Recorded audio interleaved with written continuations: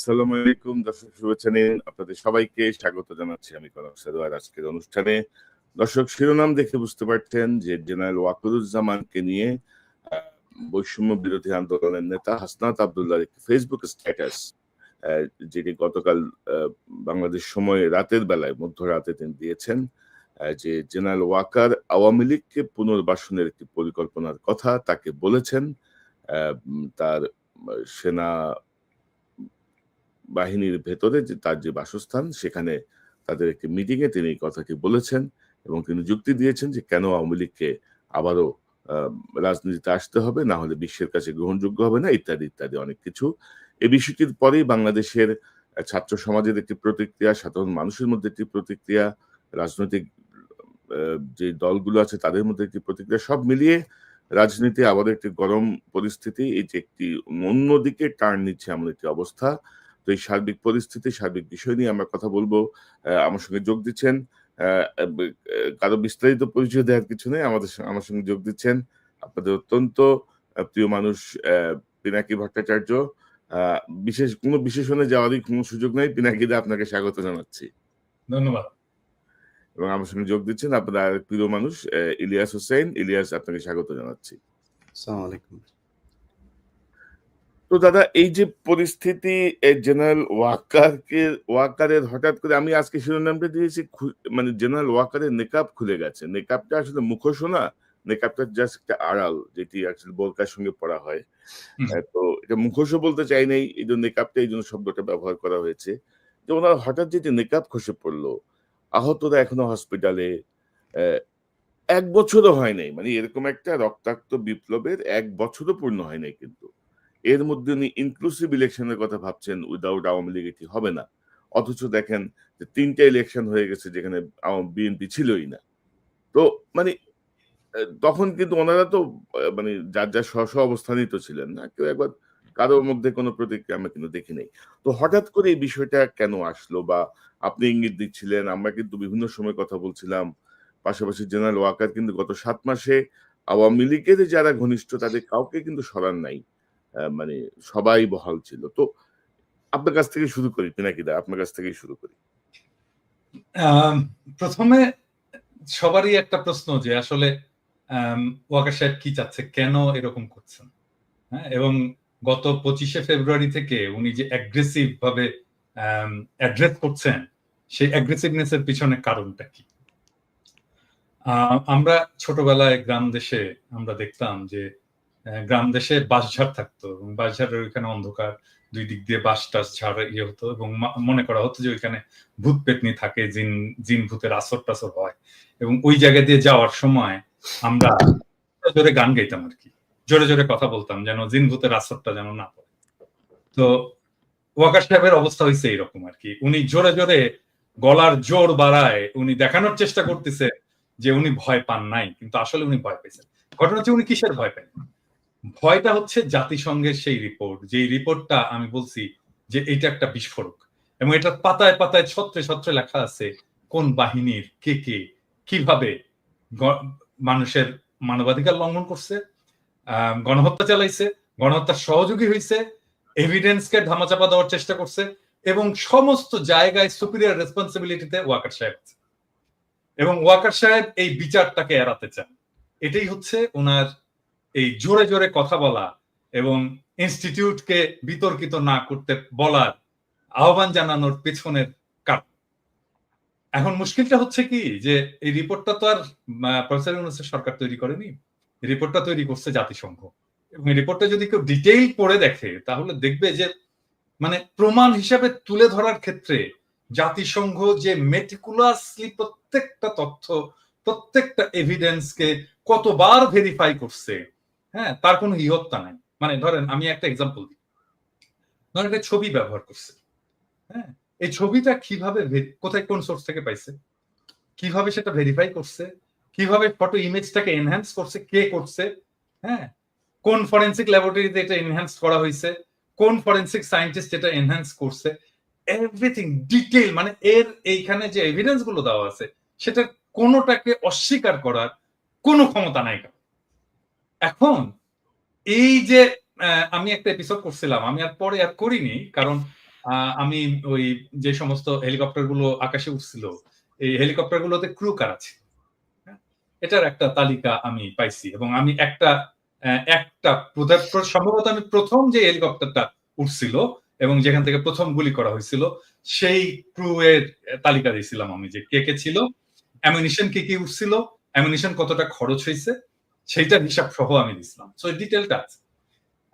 তো এখন দেখা যাচ্ছে কি যে এই হেলিকপ্টার গুলোতে প্রত্যেকটা কমান্ডিং পজিশনে আর্মি, তো ওয়াকার সাহেব এখন ওয়াকার সাহেবের চারপাশে তারা এখন সার্ভিং, ওয়াকার সাহেব সবাইকে বাঁচাইতে চাচ্ছে, এটাই হয়ে গেছে ওয়াকার সাহেবের মিশন।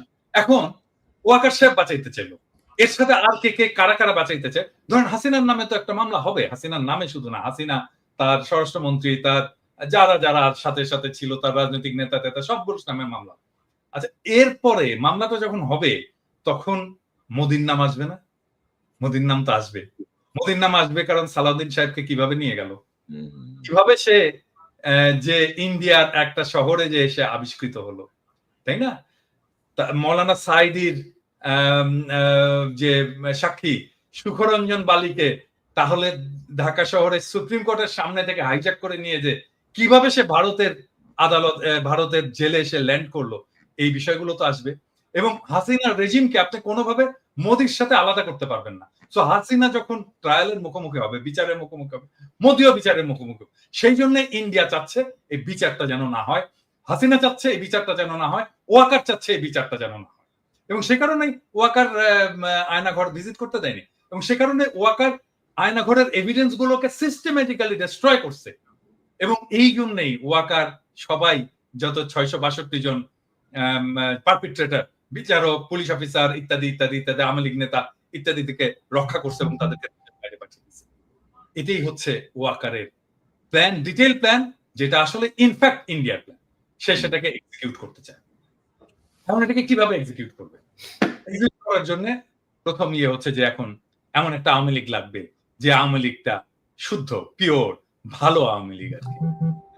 এবং আমি খুবই হতাশ হয়েছি যে আমাদের অত্যন্ত শ্রদ্ধাভাজন কেউ কেউ বলছেন যে আওয়ামী লীগের শেখ পরিবারের বাইরের কেউ যদি এসে রাজনীতি করে, আওয়ামী লীগের রাজনীতি, সেটা আমরা গ্রহণ করবো। No way, no way. Awami লীগের রাজনীতি কি আসলে? আওয়ামী লীগ কি রাজনীতি করছে? আওয়ামী লীগের রাজনীতিটা কি? আওয়ামী লীগের রাজনীতি হচ্ছে ধর্মনিরপেক্ষতা, বাঙালি জাতীয়তাবাদ, ফ্যাসিস্ট বাঙালি জাতীয়তাবাদ, সকল গণতন্ত্র, এবং এইটার নামে বাংলাদেশে একটা ফ্যাসিবাদ কায়েম করা, এটাই তো তার রাজনীতি। দুইবার আওয়ামী লীগ ক্ষমতায় ছিল, শেখ মুজিবুর আমলে ক্ষমতায় ছিল, সে ফ্যাসিবাদ কায়েম করছে, একদলীয় শাসন কায়েম করছে। শেখ হাসিনার আমলে 15 বছরের শাসনে একই জিনিস সে ফ্যাসিবাদ কায়েম করছে। আওয়ামী লীগের রাজনীতি ফ্যাসিবাদ, ফ্যাসিস্ট রাজনীতি। তাহলে আওয়ামী লীগের কি রাজনীতি? ভালো ফ্যাসিবাদ হয় নাকি? ফ্যাসিবাদের তো কোনো ভালো মন্দ নাই, মানে গুয়ের তো কোনো ভালো গু মন্দ গু নাই, গু অলওয়েজ গু, গুয়ের কোনো ভালো গন্ধ তো হয়।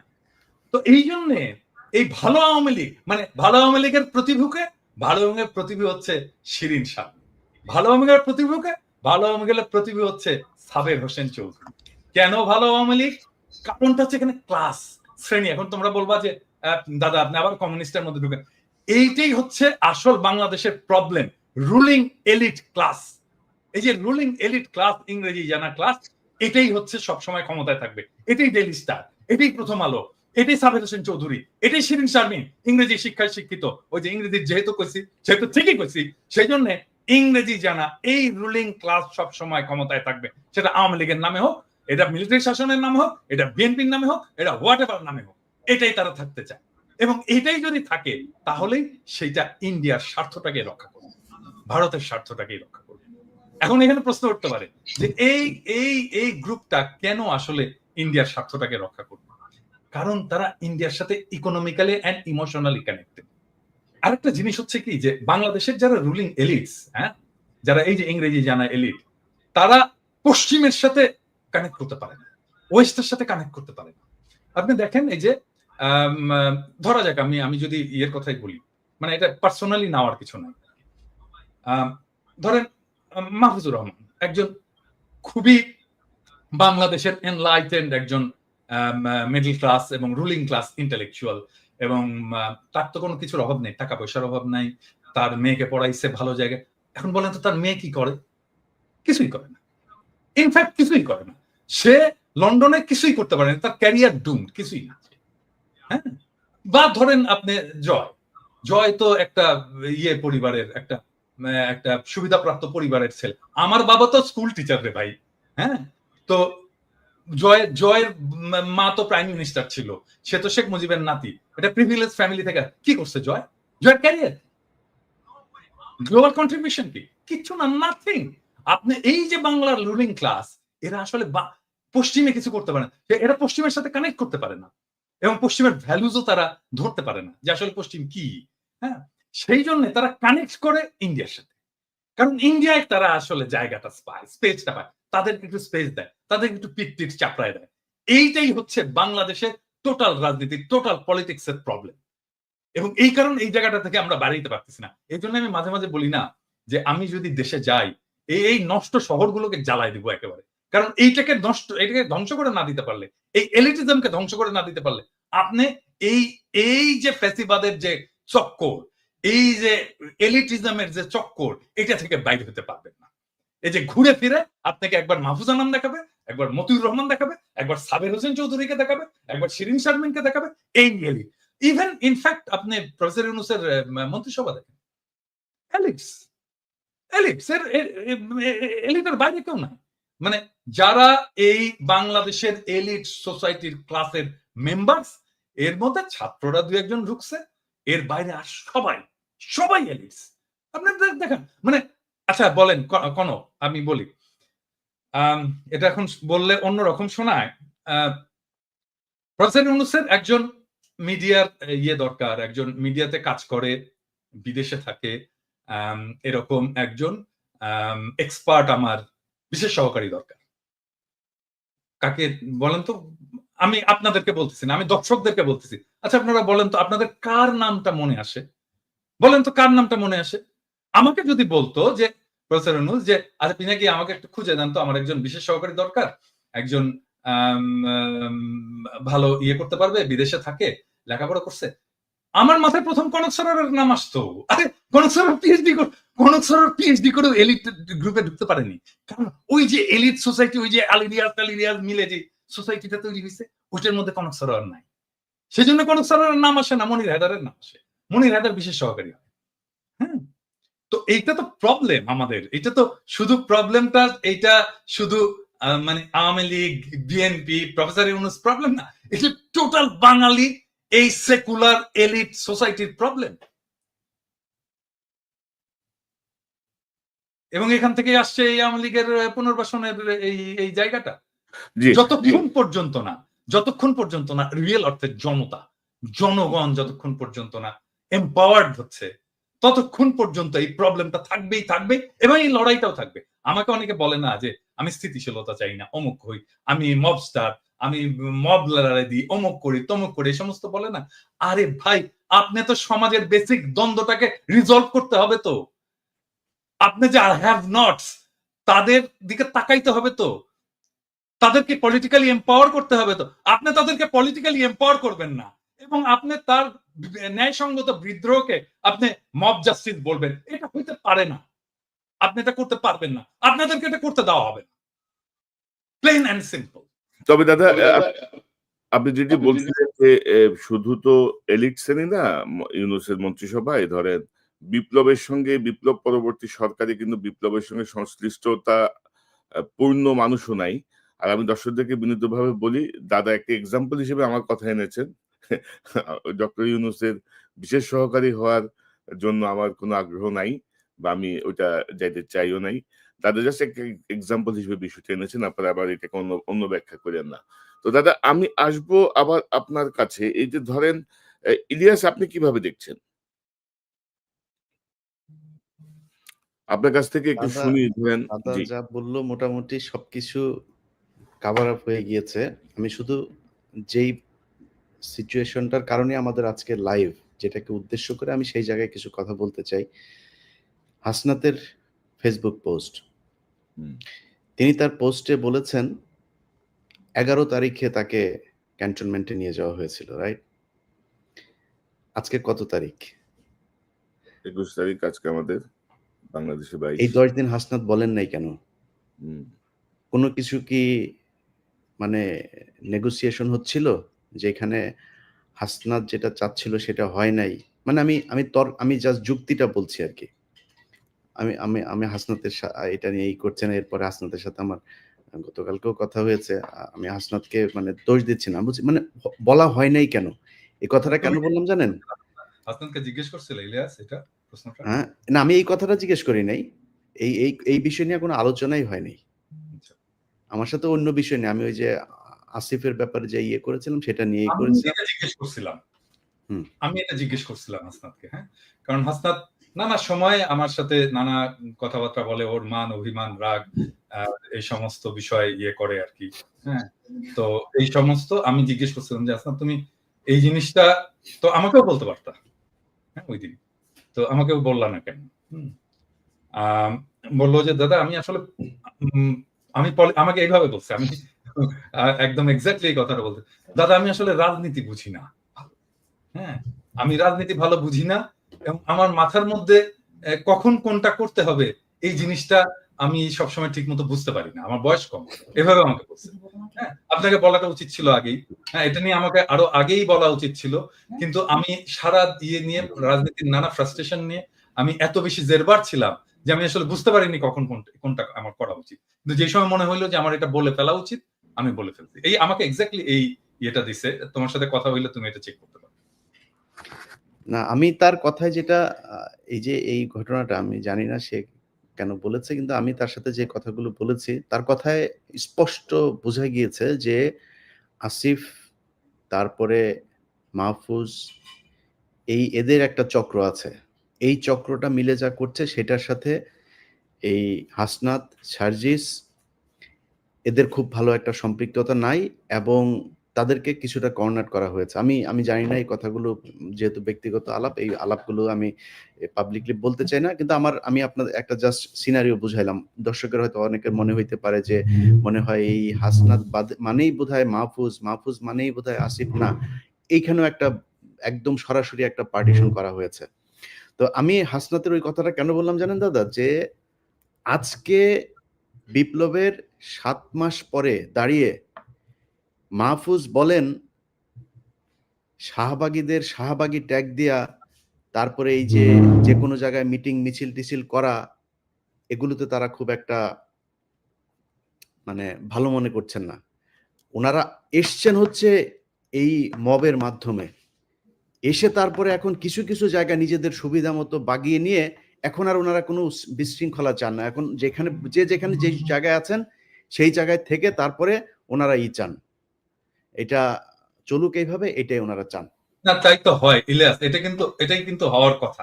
কারণটা হচ্ছে কি যে মানে যারা স্টেবল হয়ে গেছে, পার্ট অফ পাওয়ার, ক্ষমতার যারা অংশ, তারা তো চাইবেই যে সবকিছু যেন শান্ত থাকে, আমার ক্ষমতাটা যেন নিরুপদ্রব থাকে, এটা তো তারা চাইবেই। কিন্তু এই শান্তটা থাকবে কয়দিন? এই মাহফুজ, আমি তো বললাম তো থাকবে না, এই কারণ মাহফুজ, এই আসিফ, হুম এই নাহিদ, এই হাসনাত, এই সার্জিস রাস্তার টোকাইয়ের কাছেও মার খাবে। কেউ ঠেকাইতে আসবে না।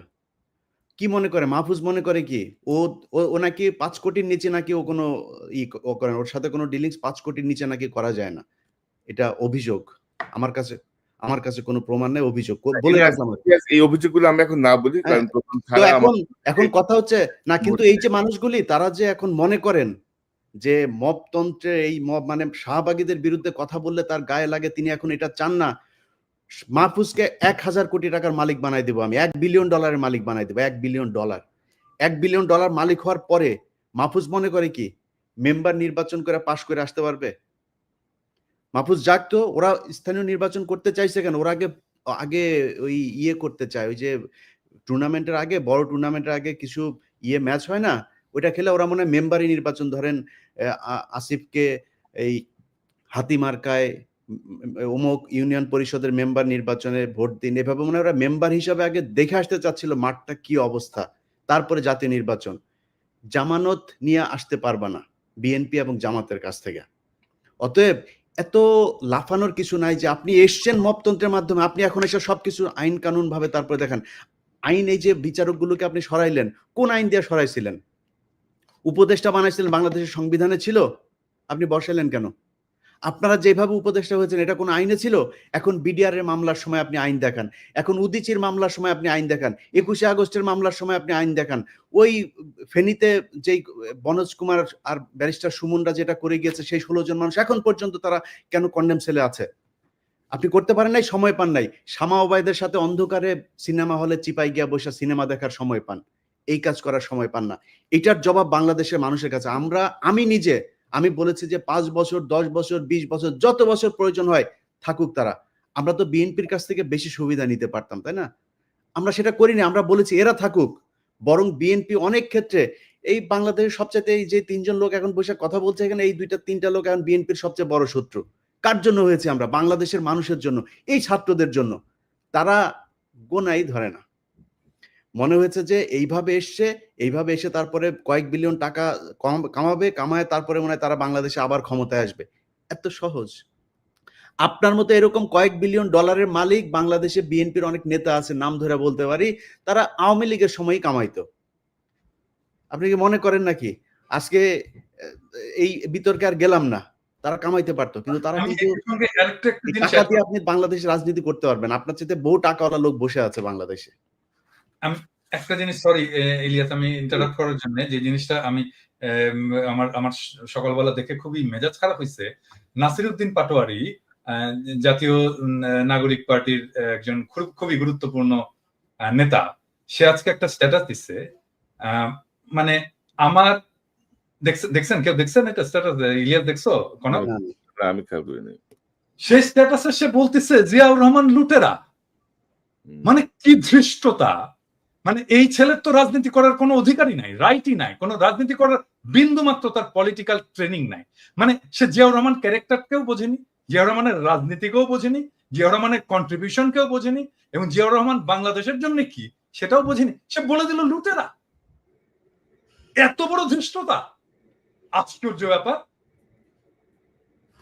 মানে একটা রাজনীতিতে, মানে আমি বলবো যে এই সময়টা, এই যে ওয়াকারের এই ইস্যুটা নিয়ে একটা কিন্তু মোরাললেস জাতীয় ঐক্যের একটা অবস্থা সৃষ্টি হয়েছে।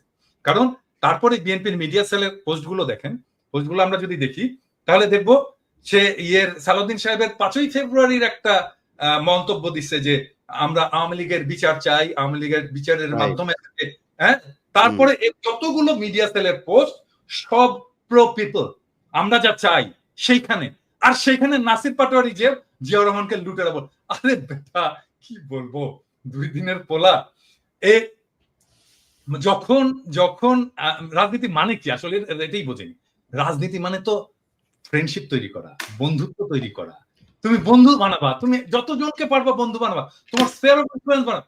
এখন আমরা বলবো যে বিএনপি, আমরা যেটা চাই সেই জায়গায় বিএনপি আসছে, স্বাগতম, আসেন আমরা একসাথে কাজ করি। এই আওয়ামী লীগকে আপনারাও চান না, আমরাও চান না। আপনি চান বিচার, আমাদের হয়তো সামান্য কিছু আছে, তফাৎ আছে কিন্তু আসেন আমরা বসে আমরা একসাথে কাজ করি। এবং এই সময়টা আসলে আমাদের তৈরি করা উচিত যে আমরা যতগুলো রাজনৈতিক দল আছে, আমাদের যত মত আছে, অ্যান্টি ফ্যাসিস্ট মত আছে, তাদের একসাথে আসার বসার একটা বাস্তব শর্ত তৈরি হয়েছে। আসেন আমরা একসাথে বসি, ডায়ালগ করি, আওয়ামী লীগ প্রশ্নে আমরা একসাথে একটা সিদ্ধান্ত নিই। এবং আমার মনে হয় আমরা বাকি সবাই ইনক্লুডিং বিএনপি আওয়ামী লীগ নিয়ে এখন একটা সিদ্ধান্ত নেওয়ার মতো অবস্থায় আমরা চলে আসছি, এবং দ্যাটস ওয়ান্ডারফুল। আজকে দেখেন 27 নম্বরে হয়েছে, এই যে আওয়ামী লীগ মিছিল করছে এই করে, হ্যাঁ, ঠেকাইছে কারা জানেন? ছাত্র দলের ছেলেরা ঠেকাইছে। আমার তো ছাত্র দলের ছেলেদের এখন স্যালুট দিয়ে বলতে হচ্ছে যে আয় বাবা বুকে আয়, হ্যাঁ, এইটাই তো চাই আমরা, তো এই ছাত্র দল চাই, আমরা তো এই বিএনপি চাই, হ্যাঁ।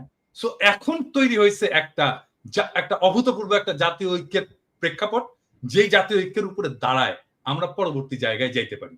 আর নাসিরউদ্দিন পাটোয়ারি এখানে বলে দিল। আমার মনে হয় নাসিরউদ্দিন পাটোয়ারির শুধু, আমি জানি না কি অবস্থা, ওর ক্ষমা চাওয়া উচিত, জাতির কাছে ক্ষমা চাওয়া উচিত জিয়াউর রহমান সম্পর্কে ধৃষ্টতাপূর্ণ মন্তব্য করার জন্য। এবং আমি এটা খুবই পার্সোনালি নিছি, ইউ অল নো যে আমি ব্যক্তিগতভাবে, শুধু পলিটিক্যালি না, ব্যক্তিগতভাবেও আমি জিয়াউর রহমান চরিত্রটাকে অ্যাজ পলিটিক্যাল লিডার, বাংলাদেশের একজন আইকন হিসেবে আমি কতটুকু রেসপেক্ট করি। এবং এই জায়গায় আমি জানি না নতুন জেনারেশনের কথা, আমাদের জেনারেশন এটাকে কোনোদিন মেনে নেবে না, কোনোদিন না, নেভার এভার। এইটা যদি ছাত্ররা না জানে, নতুন দলের লোকেরা যদি না জানে, তাহলে রাজনীতি না করাই। না দাদা, ওই যে ছাত্র উপদেষ্টা বা ছাত্র যারা ধরেন নেতৃত্বে আছে তাদের যে বডি ল্যাঙ্গুয়েজ বা তাদের যে হাবভাব আরকি, এটা ঠিক মনে হয় না যারা বিপ্লব করে আসছে আরকি। মনে হয় যেন একটা ওই এলিট পলিটিক্যাল না, পার্টি কনক ভাই আপনি দেখেন শুরুর দিকে আমরা যখন আসিফ নজরুলের ব্যাপারে কথা বললাম, হুম। আমি আসিফ নজরুলের ব্যাপারে কথা বলার পরে এই আসিফ সবার আগে এসে আসিফ নজরুলের পাশে দাঁড়াইলো, কিচ্ছু বলি নাই, হজম করেছে। আজকে আপনি আপনার বইতে লিখেছেন ক্যান্টনমেন্টে আপনি জানেন হাসনাত গিয়েছে, হাসনাত বলেছে না যায় নাই সে, আপনি গিয়েছেন। এখন আমরা কোনটা, ক্যান্টনমেন্টে কিছু একটা ঘটেছিল, আমি বলেছিলাম যে ডক্টর ইউনূসকে প্রধান উপদেষ্টা বানাইতে চায়নি, আসিফ নজরুলকে বানাইতে চাইছিল। এখন তো আপনারা স্বীকার করছেন, এতদিন স্বীকার করেন নাই কেন? এতদিন স্বীকার করা উচিত ছিল। তাইলে তো আসিফ নজরুল, আসিফ আজকে যায় মানুষের কাছে যায় বলে যে সে তার আসিফ নজরুলের সাথে তার সম্পর্ক ভালো নাই, ইলিয়াস ভাই কেন আমার পেছনে লাগলো। আরে ভাই আপনার সাথে ভালো সম্পর্ক না আমি কেমনে বুঝবো? আপনি প্রথম আলোর নিয়ে আমার আমার আমার আমার যে রক্তের ভেতরে এন্টি ইন্ডিয়ান যে সেন্টিমেন্ট আমার ভেতরে কাজ করে, তার সবচাইতে বাংলাদেশের প্রধান দোসর হইল গিয়া প্রথম আলো আর ডেইলি স্টার। আপনি সেই প্রথম আলোর কাছে যায় তারপরে আপনার বই ইয়ে করেন, আপনি আর জায়গা পান নাই কোথাও। আপনার পক্ষে কথা বলবো কেমনে আমরা? আমরা তো বলতে চাই, একটা দল দরকার ছিল যারা কিনা রাজনৈতিক শক্তির বাইরে গিয়া বাংলাদেশটাকে একটা সুন্দর জায়গায় নিয়ে যাবে। এই জন্য মানুষ জীবন দিয়েছিল। মানুষ আপনাদেরকে ব্ল্যাঙ্ক সাপোর্ট দিয়ে দিয়েছিল যে যা মনে চায় করেন, যত বছর প্রয়োজন হয় করেন। আপনারা তো এই ডক্টর মোহাম্মদ ইউনূসকেই রাখতে চান নাই, তার মানে আসিফ নজরুলকে রাখতে চেয়েছিলেন। কে চেয়েছিল? কেন চেয়েছিল? তারা কি এখনো আছে আসিফ নজরুলের সাথে? তাহলে থাকলে তারা কারা? ক্যান্টনমেন্টের সেই অংশটাকে আমাদের সামনে তুলে ধরতে হবে। ক্যান্টনমেন্টে সেদিন কি ইলিয়াস, হয়েছিল সেটা ইলিয়াস আমি সেটা খুঁজে বার করা খুব জরুরি। ইলিয়াস আমি আমি আসতেছি একটা বিষয় একটু দেখাতে চাই। দাদা ধরেন এই যে নতুন দল গঠন, এই হাসনাতের এই স্ট্যাটাসের পরে আজকে আমি আসিফ মাহমুদের একটা ভিডিও ক্লিপ দেখলাম। আমি ওই ক্লিপটা দেখে একটু আলোচনায় আসতে চাই। এটা ইলিয়াসের বক্তব্যের সঙ্গেও প্রাসঙ্গিক। আমি জাস্ট একটু দেখাতে চাই। প্রধানের দিক থেকে মূল ভেটোটা ছিল যে ডক্টর মোহাম্মদ ইউনূস কেন, why not any other person. Doctor Mohammad ইউনূসের নামে মামলা আছে, তিনি একজন কনভিক্টেড পার্সন। একজন কনভিক্টেড পার্সন আসলে কিভাবে একটা দেশের প্রধান উপদেষ্টা হতে পারে? আওয়ামী লীগ একটা লোককে একেবারেই দেখতে পাচ্ছে না, এবং বাংলাদেশে তো আলটিমেটলি 30-40% পিপল আওয়ামী লীগকে সাপোর্ট করে।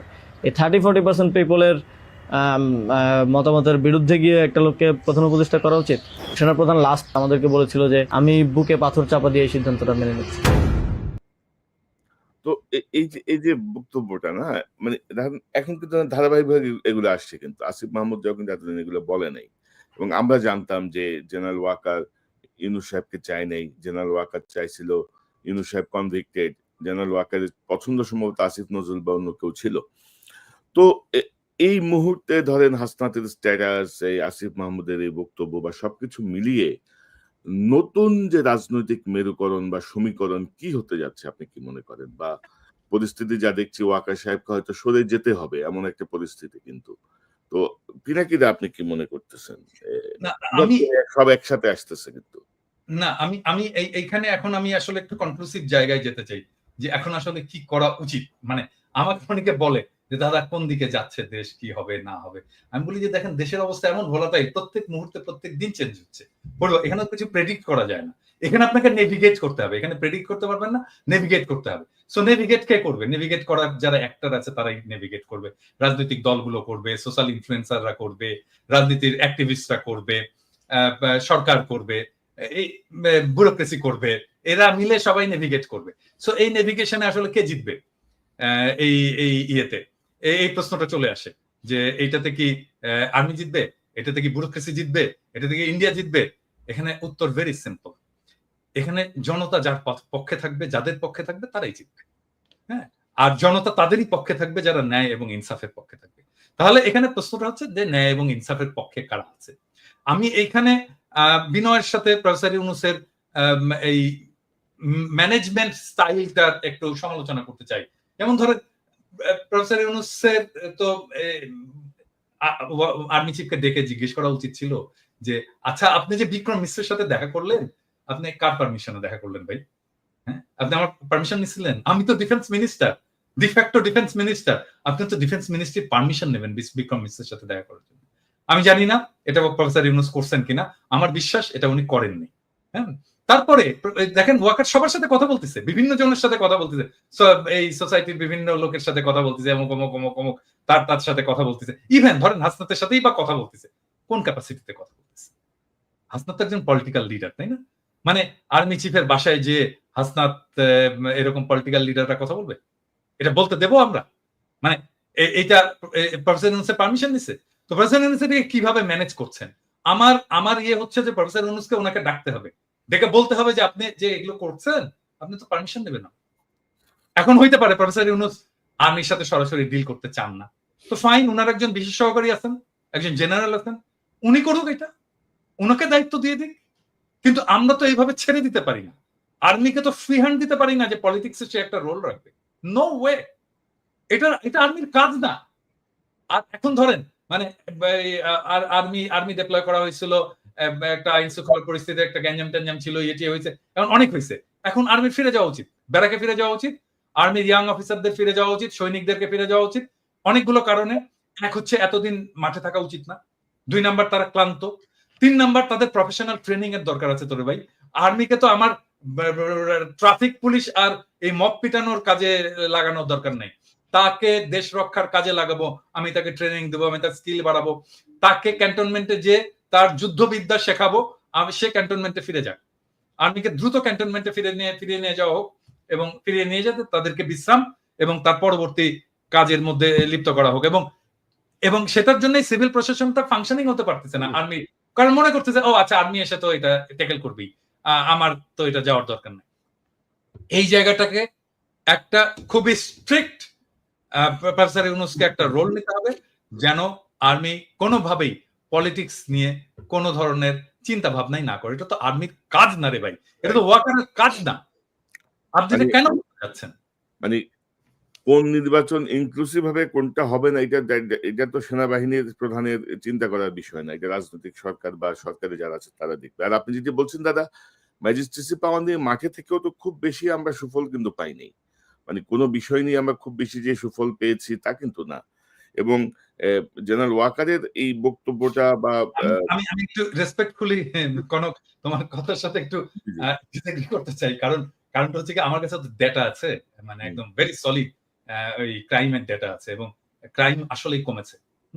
আমি যদি জানুয়ারি 2024 থেকে আমি যদি এই বিপ্লব পূর্ব ডেটাগুলো দেখি, তার সাথে যদি বিপ্লব পরবর্তী ডেটাগুলো দেখি, সিগনিফিকেন্টলি ক্রাইম কমেছে, অপরাধ কমেছে। না দাদা, আমি যেটা বলতে চাচ্ছি, বোঝাতে চাচ্ছি, সেটি হচ্ছে যে মানে আমাদের যে প্রত্যাশা, মানে আমাদের কাছে আমরা যখন আর্মি নিয়ে কথা বলি, আর্মির কাছে কিন্তু আমাদের প্রত্যাশা অনেক বেশি। এবং আপনি যদি দেখেন যে ফুল ম্যাজিস্ট্রেসি পাওয়ার নিয়ে আর্মি থাকার পরে পুলিশ নাই, ভরসার জায়গা ছিল একটাই যে আর্মি কন্ট্রোল করবে, কিন্তু সেই জায়গাটায় এটা নিয়ে আপনি কথা বলেছেন বা আমরাও কথা বলেছি, বিভিন্ন জায়গায় যে আওয়ামী লীগের যেসব অফিসার গুলো বসানো কমান্ডে, তারা বলছে সব চুপচাপ বসে থাকো, মানে এরকম মতো এসছে। তো যেটা আমাদের আর্মিকে ক্ষতিগ্রস্ত করছে, ওইটাই আমি বলতে চাচ্ছি আর কি, যে ফুল ফ্লেজের কাজ হয় নাই। আপনি বারবার বলেছেন জেনারেল ওয়াকারকে কাকে কাকে সরাতে হবে, কি কি করতে হবে, আমরা বলেছি। মানে কেউ কিন্তু কোনো রেদওয়ান যে ওই যে গুলি করলো, যে বিজিবিতে পোস্টেড ছিল, গুলি করলো সরাসরি সাবমেশিন গান দিয়ে, তাকে আর্মি রেখে দিছে। এটাই মানে দাদা, কোথাও কিন্তু কোনো শুনতেছে না, যেমন ওয়াকার সাহেব শুনতেছে না, ধরেন ইউনূস স্যার, ওনার মন্ত্রিসভা নিয়ে আমরা এত কথা বলতেছি, সেই ঘুরে ফিরে কিন্তু সেই ট্র্যাশ গুলাই বসে আছে, কিন্তু চেঞ্জ হচ্ছে না কিন্তু। তো এগুলো আলটিমেটলি ডক্টর ইউনূসকে একটা পর্যায়ে যে মেলাইন করবে, একটা পর্যায়ে ক্ষতিগ্রস্ত করবে। এখনো হয়তো উনি বুঝতে পারছেন না, বাট অলরেডি তার প্রসঙ্গে অনেক কথা আসছে যে উনি কেন এদেরকে নিয়ে রাখছেন, বসায় রাখছেন এই লাইবিলিটিস গুলো। তো কথা কিন্তু কেউ শুনতেছে না, আর্মিও শুনতেছে না, সরকারও শুনতেছে না, এই হচ্ছে গিয়ে আমাদের অবস্থা। তো এখন আপনার কি মনে হচ্ছে, এই যে ধরেন হাসনাতের এই বক্তব্য বা আসিফের এই বক্তব্য, সবকিছু মিলিয়ে কোনো পরিকল্পিত কোনো কিছু কি আপনার কাছে মনে হয় দাদা? মানে কেউ পরিকল্পনা করে এই ঘটনাগুলো ঘটাচ্ছে কিনা, মানে পরিকল্পনা করে একটার পর একটা ঘটনা এসে ধরেন জিনিসটাকে অন্য কোনো শেপে যাবে কিনা? ওই যে আমি যে বললাম যে প্রেডিক্ট করা মুশকিল, কারণ এখানে অনেকগুলো ইন্টারেস্ট গ্রুপ তো কাজ করছে। মানে এখানে ইন্ডিয়া কাজ করছে, এখানে কাজ করছে, এইখানে মিলিটারি ব্যুরোক্রেসি কাজ করছে, এখানে জেনারেল পারপিট্রেটর জেনারেল যারা গণহত্যা গুম খুনের সাথে যুক্ত ছিল তারা এখানে কাজ করছে, এখানে হাসিনা কাজ করছে, হাসিনার দলের লোকেরা কাজ করছে, তার ফান্ড ফাইন্যান্স কাজ করছে। হ্যাঁ, তো এই যে একটা কমপ্লেক্স এর মধ্যে আমরাও কাজ করছি, ডেফিনেটলি আমরা জনগণকে জানাচ্ছি, আমরা জনগণকে উদ্বুদ্ধ করছি, জনগণ আমাদের কথা শুনছে, এখানে আমাদেরও রোল আছে। সো এই যে মাল্টিপল ফ্যাক্টর যে কাজ করছে বিভিন্ন দিক থেকে, তো এটা ট্রাজেক্টরি কোন দিকে যাবে, মানে এটা কোন দিকে নিয়ে যাবে দেশটাকে, সেটা প্রেডিক্ট করা মুশকিল। কিন্তু আমি বলবো যে আমি তো প্রেডিক্ট করি না, আমি নেভিগেট করি। আমি এর মধ্যে দিয়ে হাল বেয়ে আমি এক জায়গায় যেতে চাই আর কি, এর মধ্যে দিয়ে ড্রাইভ করে আমি এক জায়গায় যেতে চাই। সো আমি ড্রাইভ করে যাব যেটা ন্যায় ইনসাফের পক্ষে, এবং আমরা সবাই থাকবো, জনগণকে আহ্বান জানাবো যেটা ন্যায় এবং ইনসাফ সেই জায়গায় থাকবেন। এবং আমি 4টা জিনিস বলছিলাম, কোনো মনে আছে কিনা, আমি আবার বলি সবাইকে। আমি 4টা জিনিস নিয়ে আমি কাজ করি এবং আমি চাই এটা আমাদের জাতীয় ঐক্যের ভিত্তি হওয়া উচিত। নাম্বার 1, বাংলাদেশে আওয়ামী ফ্যাসিবাদ জীবনে ফিরবে না, আমরা ফিরতে দেব না। নাম্বার 2, বাংলাদেশে ভারতীয় আধিপত্যবাদ ফিরবে না, আমরা তাকে ফিরতে দেব না।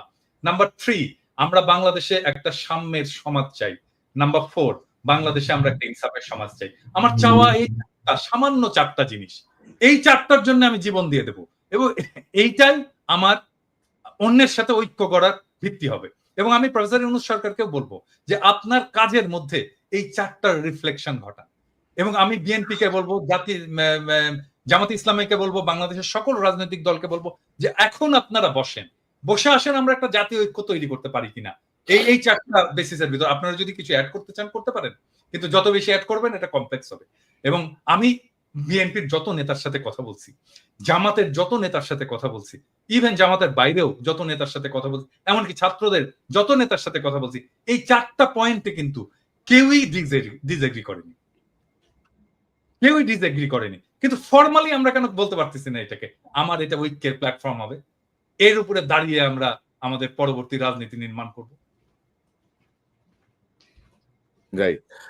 তবে দাদা, এই যে সেনাপ্রধানের উদ্ভূত যে পরিস্থিতি, বক্তব্য, এটা নিয়ে আমার মনে হয় যে আইএসপিআর এর একটা ব্যাখ্যা খুব জরুরি। আসলে সেনাপ্রধান কেন বলেছেন, কোন প্রেক্ষিতে বলেছেন, কি বিষয়, এটা ব্যাখ্যা আমরা খুব সহজে দিতে পারে, কিন্তু আইএসপিআর কে ঠিক কথা বলবে, মানে আইএসপিআর সেটাই বলবে যেটা তাকে বলে দেওয়া হবে। এটা না, আমরা এটা অনেক পরে জানতে পারবো যে আসলে কেন এটা হয়েছিল। আমি একটা ইন্ডিকেশন পাইছি যে আসলে উনি কেন এত ভয় পাইছেন, একটা ইন্ডিকেশন পাইছি, এটা কালকে বলবো নি আমার দর্শকদেরকে। না, মানে সামথিং রং আর কি, সামথিং রং। আর ডক্টর ইউনূসের প্রতি আহ্বান যে আপনি আর একটু স্ট্রংলি বিষয়গুলো হ্যান্ডেল করেন। ইলিয়াস, আপনি কি মনে করেন, মানে পরিস্থিতি কি দেখতেছেন, কোন দিকে যাচ্ছে, বা এই আপনার মনে কোনো আশঙ্কা আছে কিনা? আমিও কনক্লুশনে যাই, কারণ হচ্ছে যে এতক্ষণ যা বললাম সেটা একজন দেশের নাগরিক, আমার মনে হয় একজন দর্শক যে চিন্তাটা করছে সেই কথাগুলো আমি কিছুক্ষণ আগে বললাম। কিন্তু এখন এইখানেই যদি আলোচনা শেষ হয় তাহলে মানুষ হোপলেস হবে, তাহলে কি হচ্ছে, কি হইতে পারে। দেখেন, আমাদের দেরি হয়ে গেছে, এটা সত্য কথা। যদি আপনি চিন্তা করেন, এখন আমরা বলছি সবাই আওয়ামী লীগকে নিষিদ্ধ করতে হবে, মানে আমার এই কথাটা মানে দুইভাবে করার সুযোগ নাই। আওয়ামী লীগ নিষিদ্ধের ক্ষেত্রে পৃথিবীর ভিতরে যদি একটা প্রাণী জীবিত থাকে সেটা আমি সবার আগে, বাট তারপরও যুক্তির খাতিরে বলি। কারণ বাংলাদেশে মুসলিম লীগ আছে না এখনো, বাংলাদেশে এখনো জাসদ বাসদ টাসদ বহুত দল আছে না, নিষিদ্ধ করা লাগে নাই তো, নিষিদ্ধ করতে হয়েছে না। নিজামী ইসলামী পার্টি টার্টি অনেক পার্টি ছিল, বড় বড় পার্টি ছিল, ইভেন মাওলানা ভাসানীর দল পর্যন্ত তো এখন খবর নেই। যদি মানুষ না চায়, দল এমনিতেই চলবে না, দল এমনিতে ব্যান্ড হয়ে যায়। মানুষ চায় কিনা, মানুষ তো চায় না। আমরা আলোচনা করেই বোধহয় আওয়ামী লীগকে আরো বেশি মানে চাই কি না চাই, কিন্তু আমরা তাদেরকে চাই না চাই তার চাইতে সবার আগে আমাদের চোখের সামনে যে আওয়ামী লীগগুলো আছে তাদেরকে আমরা সরিয়েছি এখন পর্যন্ত। যদি আমি ক্যান্টনমেন্ট বাদও দেই, ক্যান্টনমেন্ট তো সুপার ক্লাস, এরা তো আবার সুপিরিয়র, এদেরকে নিয়ে তো কিছু বলা যাবে না। এরা তনুকে ধরে ধর্ষণ করে মারা ফেলছে, তনুরে মারার পরও ক্যান্টনমেন্টের সেই ব্রিগেডিয়ারের বিরুদ্ধে এখন পর্যন্ত কোনো বিচার, নামও বলে নাই কেউ। আমি অনেক চেষ্টা করেছি তনুর পরিবারকে, তার পরিবারকে নানানভাবে এই গোয়েন্দা সংস্থার লোকজন করেছে। এই দেশে যদি সেনাবাহিনীর নিয়ে বলতে যায়, 5 তারিখের পর থেকে যত সমস্যার কারণ, সব সমস্যার মূল কারণ হচ্ছে সেনাবাহিনীর কতিপয় এই দুষ্কৃতিকারী। এরা 32 নম্বরে ভাঙতে যাওয়ার সময় বাধা দিয়েছে, এরা প্রথম আলো সামনে নিয়ে তারপরে সেনাবাহিনী দাঁড় করিয়ে রেখেছে, এরা গিয়ে এই পর্যন্ত যত আলেমরা বের হয়েছে সে আলেমদেরকে, আপনি জানেন কনক ভাই, আমি সেনাবাহিনীর প্রতিনিধিকে আমি একদম সরাসরি বলেছি যে আপনাদের এই অফিসার করছে, বললো হ্যাঁ আমরা দেখছি, আমি এখনই দেখছি, আমাদের সামনে বসে ফোন দিল ঢাকাতে। কি হয়েছে? এখনো পর্যন্ত আলেমদেরকে জামিন দেয় না। জজ সাহেব জামিন দেয়, সেনাবাহিনীর এই ডিজিএফআই ফোন করে তারে থ্রেট করে। এই জন্য সেনাবাহিনী, এই জন্য আমাদের দেশে সেনাবাহিনী নাকি? তো এটা করছে সেনাবাহিনী এখন পর্যন্ত। আওয়ামী লীগ যদি নাকি আপনি ছাত্ররা, আমি আপনাদের অনেক কমপ্লেন করলাম, এখনো পর্যন্ত আপনাদের সুযোগ দিচ্ছে, আগেই বলেছে খুব বেশি দিন সময় নাই, এই ছাত্রদল ছাত্র শিবির যাদেরকে আপনারা এখন তুচ্ছ তাচ্ছিল্য করে কিছুই নিজেদেরকে বিশাল আকারে সাম্রাজ্যের মালিক মনে করেন, এই ছাত্রদল ছাত্র শিবিরের কারণেই ৫ তারিখের ঘটনা ঘটানো সম্ভব হয়েছে। আপনাদের পক্ষে করা সম্ভব হইতো না এককভাবে, এটা মনে রাখেন। তাদেরকে নিয়ে ছাত্রদল ছাত্র শিবির মারামারি করবে, টেন্ডারবাজি করবে, অনেক কিছু করতে পারে। তাদের ব্যাপারে কথা বলতে গেলে খুব সাবধানে কথা বলেন, যারাই ১৫ বছর অন্তত সরকারের সাথে হাত মেলায় নেয় তাদের ব্যাপারে। সো তাদেরকে হিসাব করে যেমন কথা বলতে হবে। আর আপনারা যারা কিনা এখন পর্যন্ত আওয়ামী লীগের যে লোকজনগুলো আছে, যারা মনে করেন যে আপনারা কয়দিন পরে টাকা পয়সা নিয়ে তারপরে খুব ভালো অবস্থানে থাকবেন, সেই ছাত্রদেরকে বলতে চাই, যদি নাকি আসলে এই দেশে থাকতে চান, আমি আবারও রিপিট করি, দেশে যদি থাকতে চান, পরিস্থিতি যা হয়েছে আপনি দেশেই থাকতে পারবেন না। আসিফ নজরুল অলরেডি তার বউ বাচ্চা আমেরিকায় পাঠিয়ে দিয়েছে, সে টাকা পয়সা যা পাঠাচ্ছে একদম দায়িত্ব নিয়ে বলছি, আপনাদেরকে গ্যারান্টি দিয়ে দিলাম, আসিফ নজরুল আমেরিকাতে প্রপার্টি কিনেছে, প্রপার্টি কার মাধ্যমে কিনেছে সেটাও জানি। পরিস্থিতি আসুক, পরিস্থিতি আসলে আপনারাই জানতে পারবেন, তখন এই ক্যান্টনমেন্টের ঘটনা যেমন আজকে বের হয়েছে ওইভাবে সবকিছু সামনে নিয়ে আসা হবে। আচ্ছা, এই যে টাকা পয়সা নিয়ে করছেন, এটা নিয়ে বাঁচতে পারবে না। কি করতে হবে? যেটা করতে হবে সেটা হচ্ছে এই যে হত্যা মামলার আসামিগুলো আছে না, এটার উপরে আপনাদেরকে সবার আগে এমফেসিস করতে হবে। আপনারা যারা আহত হয়েছে না, তাদের চিকিৎসার জন্য সর্বোচ্চ করতে হবে। যারা নিহত হয়েছে তাদের পরিবারকে খুব দ্রুত বড় অঙ্কের রাষ্ট্রীয় কোষাগার থেকে তাদের জন্য করতে হবে। এর আগে আমি বলেছি, পিনাকিদা বলেছে, আমরা একদম স্পষ্টভাবে যে যদি আপনার টাকার প্রয়োজন হয়, ফান্ডের প্রয়োজন আমাদেরকে বলেন, আমরা ফান্ড কালেক্ট করে দেব। বাংলাদেশের মানুষ এই জুলাইয়ের যে শহীদ, তাদের জন্য তাদের সর্বোচ্চ স্যাক্রিফাইস করতে রাজি আছে। আপনাদের কারণে মানুষ সেগুলো নিয়ে কথা বলে না, কারণ আপনারা তোলেনি না। মাঝখানে একবার কষ্টের কথা বলি, মাঝখানে একবার এরা পঙ্গু হাসপাতালের সামনে গিয়ে দাঁড়াইলো, আমি একজন ছাত্র উপদেষ্টাকে, সমন্বয়কে আমি বললাম যে ভাই এই মানুষগুলো এখনো পর্যন্ত আমাদের মিডিয়াতে কথা বলে তারপর চিকিৎসা নিশ্চিত করতে হবে। সে আমার কি জবাব দিছে জানেন দাদা? সে আমারে বলে যে ভাই এরা হইছে উপদেষ্টা হইতে চায়, বুঝছেন? কয় আমার এরা উপদেষ্টা হইতে চায়, এদের অন্য ধান্দা আছে। আমি বললাম তাই না? যে কোনো ডিসেন্ট ভয়েস কে, যে কোনো প্রমিনেন্ট ডিসেন্ট ভয়েস কে বলা শুরু করে আর কি, যে উপদেষ্টা হইতে পারেনি জন্যই এরকম এগুলি করে।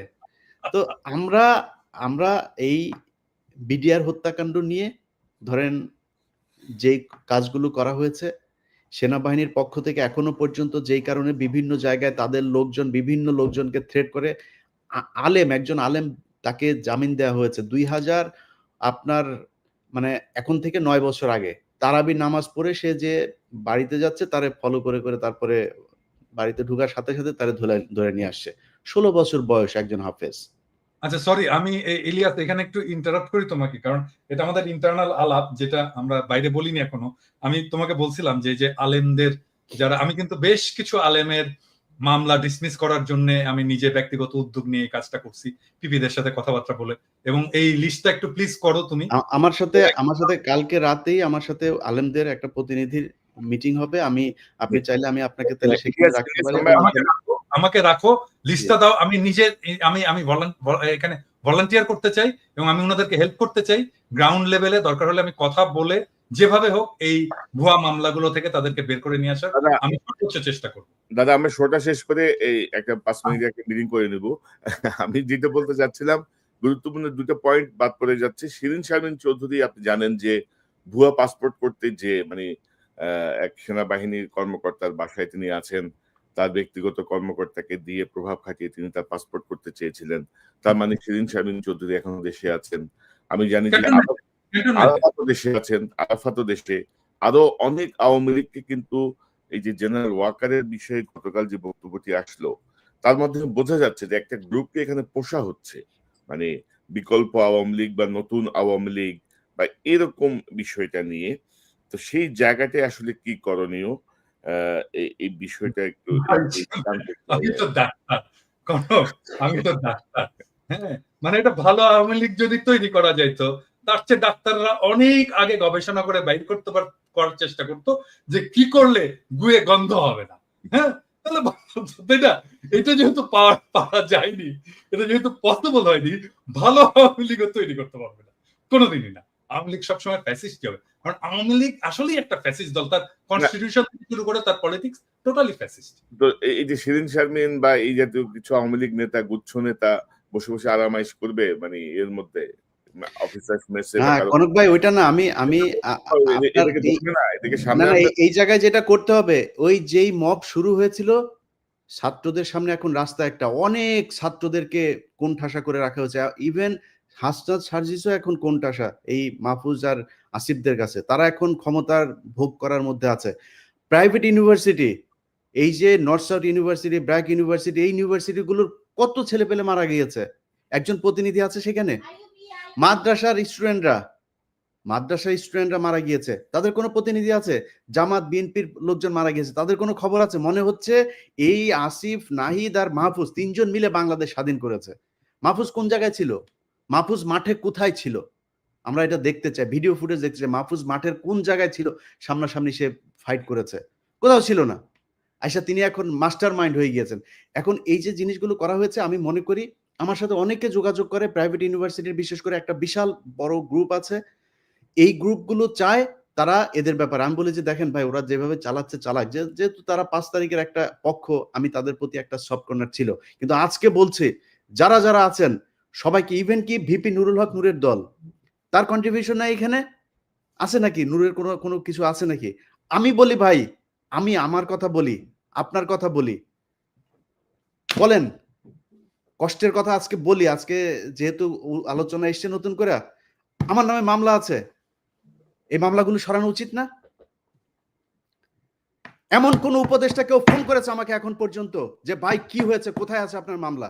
আসিফ নজরুলের ওই নারী কেলেঙ্কারি করবো, তখন আসিফ নজরুল ফোন করে, ইলিয়াস আপনার কি কি আছে আমার একটু দেন। আরে বেটা, তোর কাছে আমার দেওয়া লাগবে কেন? তুই আগে চাইছিস আমার কাছে?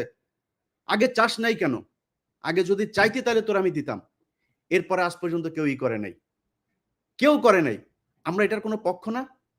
আমাদের কাছে জিজ্ঞেস করার প্রয়োজন নেই? আমাদের কোনোদিন একটা ফোন করে তো কোনো মন্ত্রণালয় থেকে ফোন করে বলে নাই যে ভাই আপনারা, আপনাদের প্রতি কৃতজ্ঞতা, বেটা চেয়ারটা তো পাইছিস আর বসে গেছিস, চেয়ার কি এমনি এমনি হয়েছে নাকি? এই বাংলাদেশে আজকে যে মানুষের যেই ভারত বিরোধী যে মনোভাব, এটা ইলিয়াস, পিনাকি, কনক স্যার তারা তৈরি করেছে, এই জন্য হয়েছে। এত সহজে আসে নাই। যেই সময় আপনারা কথা বলতে পারেন নাই, যেই সময় কনক স্যারের বোন জেলখানায় ছিল, সেই সময় আপনারা কই ছিলেন? কোথায় ছিলেন? কি ছিল? একটা পোস্ট করতে পেরেছেন ফেসবুকে? এখন মুখ বড় করে অনেক বিএনপির নেতাও বলে ফেলেন যে বাইরে বসে কিছু মানুষ খায়া দেয়া কাম পায় না। এই কথাটা 7 মাস আগে বলতি, তাইলে বুঝাইতাম। 7 মাস আগে বলিস নাই কেন? তো আমি মনে করি বাংলাদেশে সবাইরে তো ঢালাওভাবে বলা সম্ভব না। জামাত, বিএনপি, হেফাজত, এই প্রাইভেট ইউনিভার্সিটি, পাবলিক ইউনিভার্সিটি, এই যে এখন দেখেন যেখানে যাচ্ছে তারা মার খাচ্ছে। কারণ কি? কারণ ওই পক্ষটা তাদের এই কার্যক্রমকে পছন্দ করে না। সো আমি মনে করি তাদের কালকে থেকে যেখানে যেখানে সময় টিভিতে এখন পর্যন্ত খুনিরা বসে অফিস করে। ভাই খুনি কেমনে অফিস করে? তা বলেন তাইলে যে কেউ মারা যায় নাই। আপনি হত্যা মামলার আসামিরা আপনি অফিস করতে দেন। এটা কোন ধরনের নাটক? আশিক রহমান, এই যে আরটিভির হত্যা মামলার আসামি, কই? আপনি তারা ধরেন না। সো কালকে থেকে লিস্টিং করতে হবে কোন কোন অফিসে এখন পর্যন্ত হত্যা মামলার আসামিরা আছে, আওয়ামী লীগের দোষর আছে, সেই অফিসে যায় তারপরে বাই ফোর্স তাদেরকে ওইখান থেকে সরাইতে হবে। সাংবাদিক, প্রথম আলোর যেসব সাংবাদিকরা এই বাংলাদেশে ভুয়া জঙ্গি বানায় তারপরে তাদেরকে 12 বছর গুম করে রেখেছে, তাদের কি করতে হবে? সবচাইতে বড় কাজ যেটা, সেটা হচ্ছে যারা এই 12 বছর গুম ছিল, ভাই আপনারা লোক পান না, কারে কোথায় বসাবেন, কে ভালো মানুষ? আরে ভাই ভালো মানুষের দরকার নেই, খারাপ মানুষের নিয়ে বসান। মনে করেন গুম ছিল, এরা খুব খারাপ মানুষ, ওরে নিয়ে বসান, ও যাই করুক অন্তত বিট্রে করবে না। আওয়ামী লীগকে আনার জন্য ওরা কোনো কাজ করবে না, কারণ ওরা 12 বছর গুম ছিল। এই লোকগুলির কোথাও বসানো নেই। গুম ঘরে নিয়ে যায় পরিদর্শনে, সেখানে হাসিনুর রহমানরে নিয়ে যায় না। আপনি কোন দেশে আছেন? আপনার এই ওয়াকারের গায়ে আগুন জ্বলা যায় হাসান নাসের আর আসিনুরের নাম শুনলে। আপনি কে ওয়াকার মিয়া? আপনার জীবনের সবচাইতে বড় পাপ, আপনি যে দোজকে যাবেন, আপনি নাকি মাগরিব থেকে এসা পর্যন্ত আপনি নাকি কোরআন ছাড়া কিছু বুঝেন না। আমাদেরকে বুঝায় গেল ভাই, আজকে বলি নামটাম না বলি, আমার আর কনক ভাইরে আর্মির প্রতিনিধি দল আইসা নিউ ইয়র্কে এসে বুঝায় গেল, উনি মাগরিব থেকে এসা পর্যন্ত কারোর সাথে দেখা করেন না, কোরআন শরীফ পড়েন। এইভাবে নাকি কেমনে পরে চশমা চোখে দিয়ে এইভাবেও দেখা গেল না, একদম সামনে বসা। আমরা বিশ্বাস করলাম। আমরা কিন্তু তারপর থেকে পিনাকি দাদার কাছে আমি মাপ চাই আজকে। পিনাকি দাদা আমারে বলছে যে তুমি ইয়ারে কেন করলা, ওয়াকারে কেন ব্ল্যাঙ্ক সাপোর্ট দিলা? আমাকে দাদা ইয়ে করেন, দেখেন বিডিআর এটা নিয়ে ভালো একটা রেজাল্ট আসবে। ফারাবির এখন পর্যন্ত ছাড়ে নাই। আমারে বললো, ইলিয়াস আপনি কি চান? আমি বললাম আমি চাই বাংলাদেশের আলেমগুলো, যেই আলেমরা, যেই ছাত্রদল, ছাত্র শিবির, যেই ইয়েগুলো লোকগুলোকে শেখ হাসিনা 12 বছর জেলে পাঠিয়েছিল তাদের সবাই ছাড়বেন। ফারাবির নাম ধরে বলেছে, ফারাবির এখন পর্যন্ত ছাড়ে নাই। তো পিনাকিদার কথা সেদিন না শুনে আমার ভুল ছিল, আজকে বুঝতে পারলাম। এই জন্য পিনাকিদার কাছে সরি বললাম। অতএব এই জায়গাগুলো ঠিক করতে হবে, আমরা কারোর আর বিশ্বাস করি না। আবার ফের সেই জায়গায় আসতে হবে, যারা আছেন কালকে থেকে লিস্টিং করতে হবে, লিস্টিং করে তারপরে ঠিক করতে হবে কোথায় কোথায় কোন কোন অফিসে আওয়ামী লীগের দালাল আছে। দল নিষিদ্ধের আগে এদেরকে আগে এখান থেকে সরাইতে হবে। নাইলে যারা এখন এই যে আওয়ামী লীগের লোকজন দেখেন, বিএনপির ভাই এবং জামাতের ভাইদের বলি, তারা এখন আপনাদের দলে যাওয়ার জন্য পারাপারি করে না, কালকে দেখবেন সবার আগে আপনারে ধরবে। অতএব জামাত, বিএনপি কোনো দলের মধ্যে কোনো ভাগাভাগি নাই। আপনাদের ভেতরে রাজনৈতিক সমস্যা থাকবে, খুনোখুনি হবে, মারামারি হবে, সব হবে, এক জায়গায় এক হইতে হবে। সেটা হচ্ছে আওয়ামী লীগ বাংলাদেশে কোনোভাবে পুনর্বাসিত হইতে পারবে না। ব্যাস, এই জায়গায় আর কোনো কিছু নাই। সবাই প্রস্তুতি নেন, আবার বিপ্লব শুরু হবে ইনশাআল্লাহ। দাদা, আপনার কোনো মন্তব্য? আমার নামেও কিন্তু একটা মামলা শুধু খালাস হয়েছে, তাও এটা কিন্তু কেউ উদ্যোগ নেয়নি। কারণ আমার মামলার সাথে ছিল মুশফিকুল ফজল আনসারী আর ওই যে আশিক ছেলেটা তো খুব নামকরা অ্যাক্টিভিস্ট এবং খুব উদ্যমী ছেলে। ও নিজে এটা করছে, সেই জন্য ওর সাথে সাথে আমার মামলাটা খালাস হয়েছে। কিন্তু আমার অন্য মামলাগুলো কিন্তু কোনোটাই খালাস হয়নি, সবগুলোই আছে। আরে আমারও তো একই অবস্থা। আমার তো বোধহয় মামলা 4টা না 5টা, তার মধ্যে একটা গেছে রাষ্ট্রদ্রোহ, যেটা তারেক রহমান সাহেব 1 নম্বর আসামি। ওইটা তাও গিয়েছে, কারণ হচ্ছে 21 টিভির চেয়ারম্যান ওইটার আসামি ছিল, ওনারা যেহেতু কাজ করেছে এখানে, নাইলে হয়তো ওইটাও যাইতো না। আর বাকি দিয়েছে মানে ডিজিটাল সিকিউরিটি একেবারে আরো 3-4টা আছে, আমার জানিও না, মানে কারোর কোনো খোঁজ খবরও নাই রে দাদা। আমরা তো মানে কি বলবো আর কি। তো দেখা যাক, নতুন মেরুকরণ একটা শুরু হয়েছে মনে হচ্ছে। এই ভালো হইলে ভালো, না হইলে তো সব সোজা হয়ে যাবে। তো দেখা যাক কি দাঁড়ায়।